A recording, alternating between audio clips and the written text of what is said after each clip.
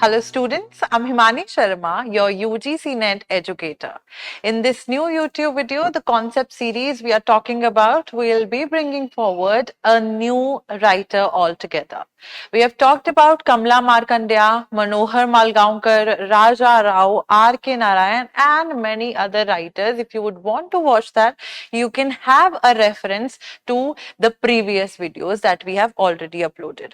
Coming to this very slide, this very concept series that we have brought forth, of course, we'll be talking about the factual information related to Khushwant Singh, of course. So, as you know, this is the writer that today we are going to talk about, Khushwant Singh, right?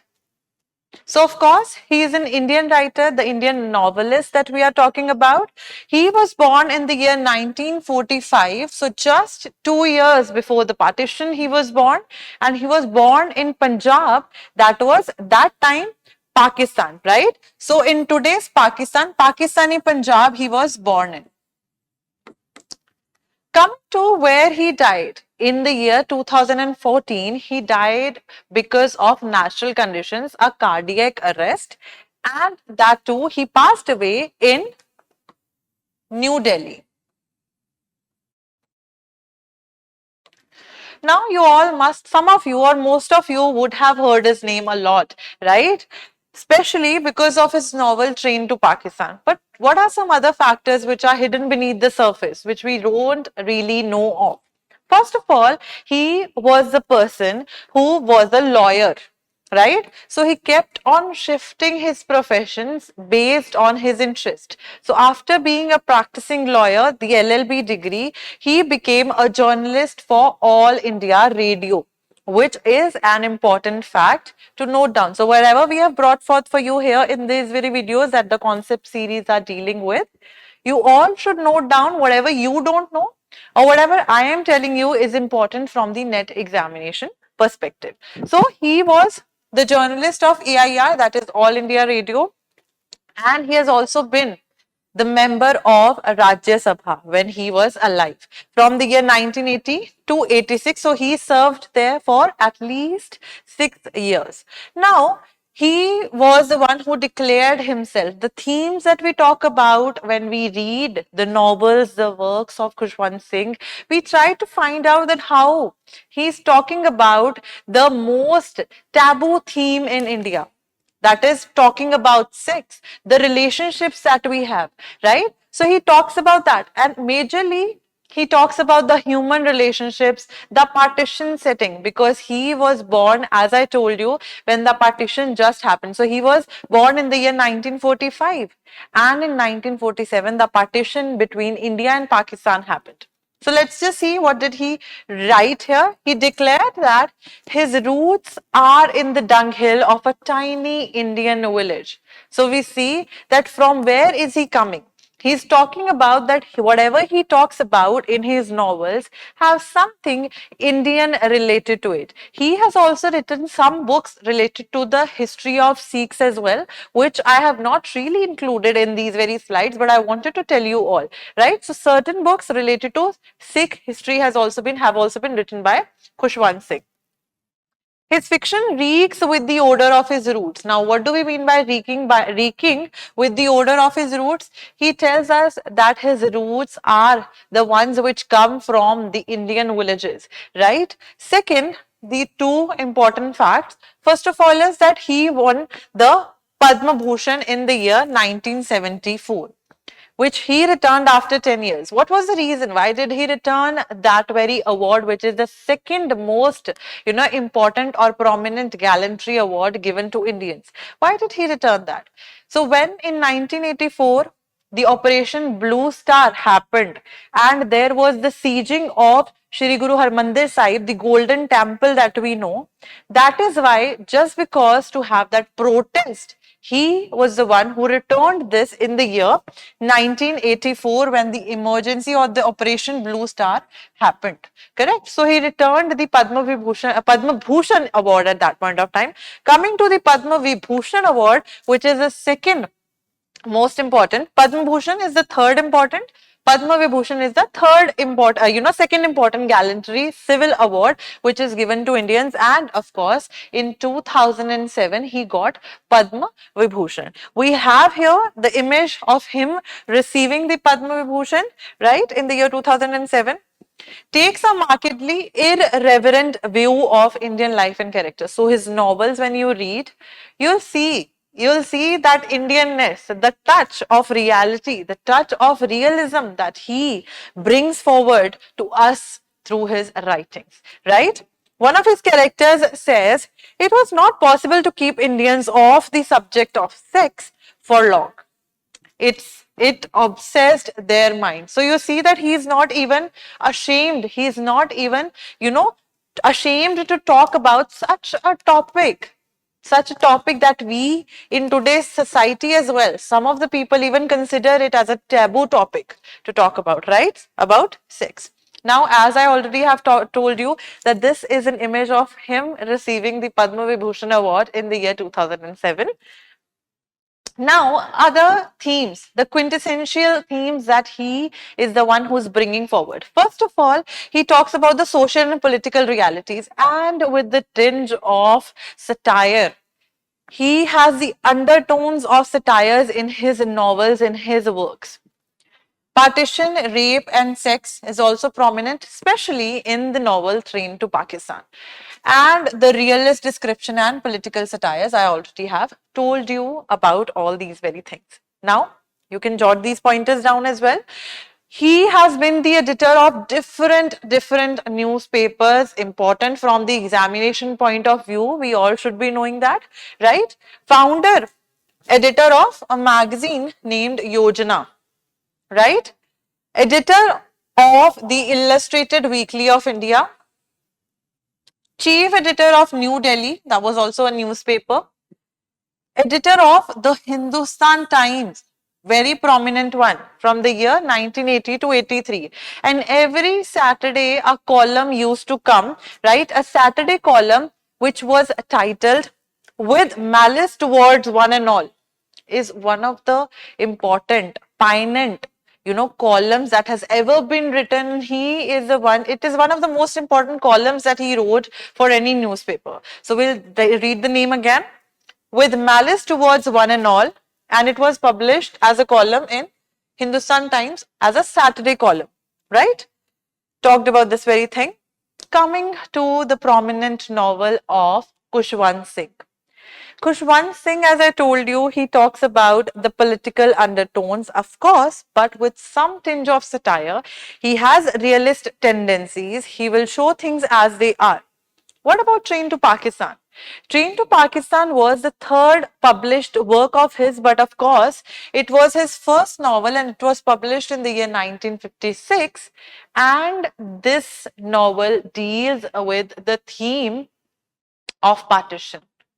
It is a historical novel. The backdrop of the novel is that the division and the partition of India and Pakistan, how it was happening, right? So, theme is partition of India in the year 1947, and setting is Mano Majra. Just like Narayan here, he's also created a fictional town named Mano Majra. So, this town does not exist. He created a fictional town named Mano Majra. The chaos and violence in forming Hindu India, कि India में all the Hindus will be residing, and in Pakistan all the Muslims will be the ones who will be sent there. So what was happening? We usually, as Indians, we know that at the time of partition, how the people were dealing with things, right? How the Hindu versus Muslim thing especially was there, right? And how people were dealing with it. People were trying to cope up with the circumstances. They had their properties, they had their heritage here in India, and just because of the religion factor, they had to leave to Pakistan. Same was the case with the people in Pakistan. But before the partition even, how these people only from different religious communities used to live in peace together, right? So he talks about those intricacies in his novel Train to Pakistan, and the trains that we are talking about which come to this very village of Mano Majra time and again come, arrive, depart, etc. These trains are known as ghost trains. This phrase has been taken from the novel itself. Why are these trains being referred to as the ghost trains? Because of the fact that many corpses, lashes, were, carried out, were coming in these very trains. Correct? Begins with the murder of Lala Ramlal, who is, let's just say, who's a money lender or a baniya, right, in the novel Train to Pakistan, and his murder and a few Hindus' murder. So first of all, let's just see the cover page, Train to Pakistan. Now, there was also an important fact that I want to I want you all to note down on your notebooks is that Train to Pakistan was adapted into a movie, just like R.K. Narayan's Guide. The Guide was also adapted into a movie, Train to Pakistan, because it deals with such a poignant theme, such an important theme to be talking about. It was also adapted into a, movie in the year 1998, and here is the movie poster that I have brought forth here. Now coming to what do we have here as the character list. So of course, I'll just be giving you the overview. Entire detailed summary of this very novel you are supposed to read on your own. Talking about the first character is Lala Ramlal. I told you that he's the money lender of Mano Majra, murdered by Malli and a gang of dacoits. Right? Dakuon, they have killed him. And along with whom? The people, the dacoits who came with Malli. Malli is also a character who used to be, for whom initially Jagat, he used to work. Now Jagat or Jagga, who is nicknamed as Jagga, he's the protagonist of this very novel, and he's the one who is a dacoit, right? Who is a dacoit and termed as a bad boy of Mano Majra. Correct? Noora is the person whom Jagat or Jagga loves. He has fallen in love with her, and she is a Muslim girl. But you see that how, because of the fact that, first of all, let me just tell you that this town was unaware even of the partition that had happened in that very year of 1947. This was so peaceful, this village was so peaceful that people, Hindus, Muslims, Sikhs, they were living together and they were unaware that partition ho bhi chuki hai. Correct? So, Noora, being even a Muslim girl, both of them have fell in love, Noora and Jagat. And eventually, by the end of the novel, we see that she is pregnant with Jagat's child. She is 2 months pregnant with Jagat's child, right? And she is the daughter of Imam Baksh. Correct? Now, Imam Baksh is a mullah, right? He is the imam and mullah of a mosque. So, in Mano Majra only, there is a Gurudwara, correct? And there is a mosque as well. So, Imam Baksh is the mullah of that very particular mosque that is there in Mano Majra, and he is the one who says, a very prominent thing he says, that it's nothing to do with the partition. When all of them come to know about the partition that has happened, he says this very thing that no matter, this thing has nothing to do with the poor, because of the fact that the poor firstly were serving the British, and now they'll have to serve the other rich people. So there's nothing which has changed for the people in the village or the people who are poor, the plight of the poor. And he's blind as well, right? And Noora's father, as I already told you. Hukam Chand, and one more important fact, that he is unaware of the relationship of Noora and Jagga. Correct? Then we have Hukam Chand. Hukam Chand is the magistrate and deputy commissioner of Mano Majra, and he orders this very thing. He orders the, let's just say, what do we call it as? He says that Jagat Singh should be put in prison along with Iqbal Singh. Iqbal ko wo Iqbal Mohabbat. He turns him into a Muslim, even though he was a Sikh, right? And gets him into prison. Correct? So, two people are there in the prison now because of the orders given by Hukam Chand, right? And who are those two people? Jagat Singh and Iqbal Singh or Iqbal Muhammad. Correct? Hasina is a prostitute who is the one who deals with whom Hukum Chand solicits. And eventually, when it turns out that yes, all the Hindus are supposed to go in India and the Muslims in Pakistan, and the train is coming and going, right? And on the train, these people will leave. he has developed certain kinds of feelings for Hasina. Even though she was a prostitute, he has developed those very feelings, and he does not want that to happen eventually. And then we have the sub-inspector or Inspector Sahib, who is a corrupt official who works on the orders of Hukam Chand and arrests whom? Jagat and Jagga and Iqbal Singh. So eventually this is a story of how when these people come to know about the partition and they see that there's a train which has arrived from Pakistan which is full of corpses, it is smelling, the train is really smelly, and the people in India, the people in that very time India, Mano Majra, they were like that corpses have arrived. These corpses are of the Hindus who have come from Pakistan. Now the train which will go to Pakistan, of course, it will be the one carrying the Muslims, and people also conspire against this very thing that let's just also burn that very train with the Muslims which train is going to Pakistan. Hence the title Train to Pakistan. Now what happens by the end of the novel is Jagat Singh might be the dacoit of that very, village, Mano Majra. He might be a bad boy, but eventually he turns out to be a good boy. Hukam Chand does this one important thing in the novel, that he releases Iqbal Singh or Iqbal Muhammad, right? And he also releases Jagga. Now, when Jagga comes to know that, of course, Noora will be on that very train which will be going to Pakistan, Imam Baksh will be there, and there are other residents of his own village who will be going to Pakistan. Why to harm them? So what he does is that, of course, there's this plan, there's this conspiracy that on the train there will be certain Muslims which will be sitting. So of course they think of tying a rope in the passage from where the train will leave, so that the Muslims fall down from the train and they are later killed. Correct? So Jagga, by the end of the novel, tries to cut that very rope with his kirpan, and when he is unable to do that because of certain knot is left, he tries to cut that through using his teeth. So eventually he protects his people who were going to, the Muslim people who were going to Pakistan on a train to Pakistan. You see how beautifully, this whole tale and how the change of character from a bad person to a good person is seen. And eventually, of course, one more important thing, that when he is trying to cut that very rope, he is killed. He is shot dead.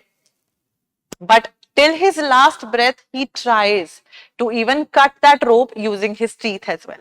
Now, next is Delhi, a novel which has a subtitle here, and it was published in the year 1990.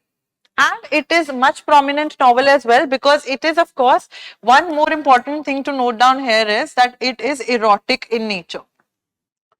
Correct? Historical novel, and somewhere or the other can be called a semi-autobiographical novel, because it tells us the tale of a writer or a person who has fallen in love with the city of Delhi.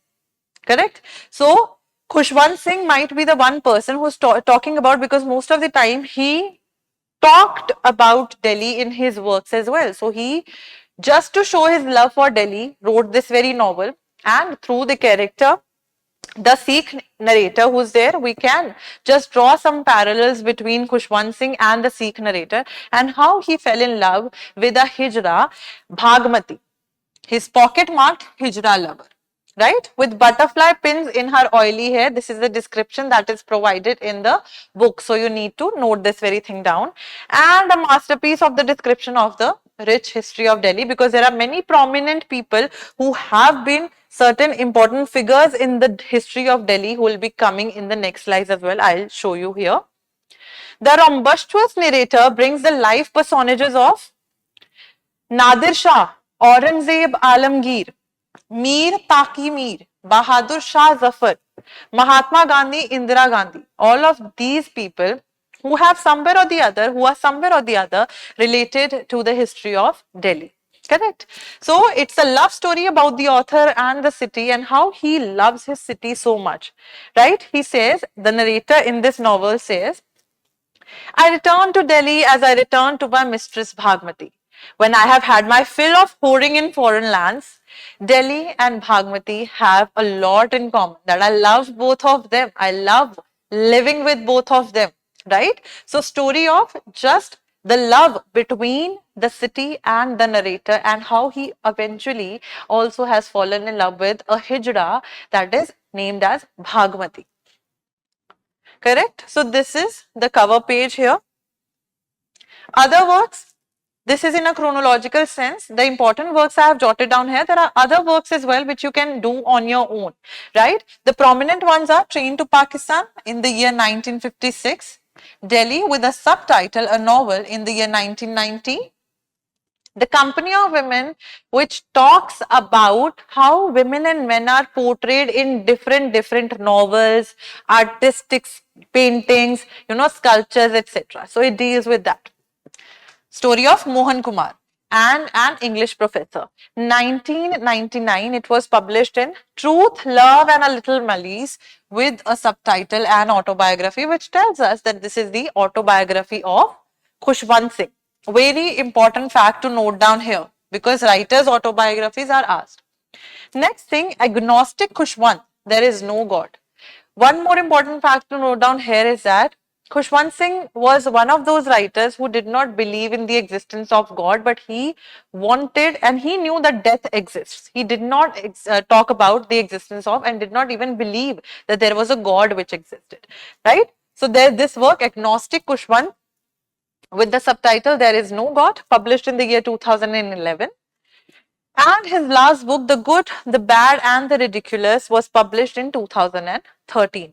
In 2014, he passed away, we saw, right? Now, Truth, Love and a Little Malice, the cover page here. The Company of Women. The Good, Bad and the Ridiculous, which are profiles written with Humra Qureshi. And Agnostic Khushwant, There Is No God. So these are the 4 cover pages of his 4 prominent works that I have brought forth. Now, one important fact which was told to me about one of my friends, that there was Amrita Pritam. You all must have heard of her, not that much prominently, but she was one of the most prominent Punjabi writers as well. Right, writing Ajakha Waris Shah nu kite kabra vicho bol, right? So she wrote this very poem in Punjabi. So she was mostly a Punjabi writer. But when Khushwant Singh and Amrita, once Khushwant Singh and Amrita Pritam, they both were in a dialogue when Khushwant Singh said this very thing, that your life is so unimportant, it is so inconsequential and so tiny that it could be written at the back of a revenue ticket. एक रसीदी ticket के ऊपर तुम्हारी biography लिखी जा सकती है. This was told by Khushwant Singh to Amrita Pritam. So she took it in a fun manner, right? The conversation, she took this conversation in a fun manner, and when she wrote her autobiography, she named it Rasidi Ticket, which if we translate into English, it is known as the revenue stamp. So really important fact to note down here as well, that he was the one who somewhere or the other was the inspiration, a fun, a mocking inspiration on the autobiography of Amrita Pritam. She wrote Rasidi Ticket.